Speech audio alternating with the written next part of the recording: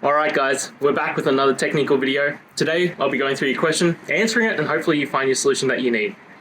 Guys, remember to stay just a little bit crazy like me, and hopefully you get to that resolution.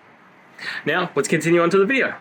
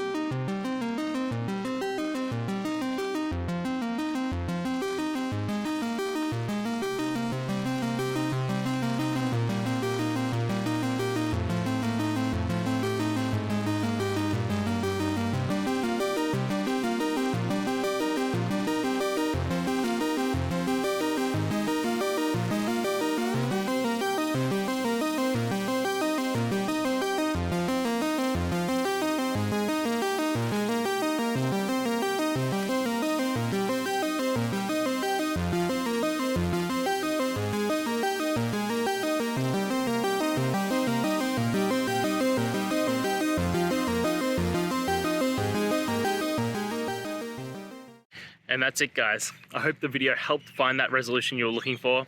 And, if it did, please, I'd appreciate it if you could hit subscribe. Until next time guys, that you need more technical help, I hope you have a good one. Cheers.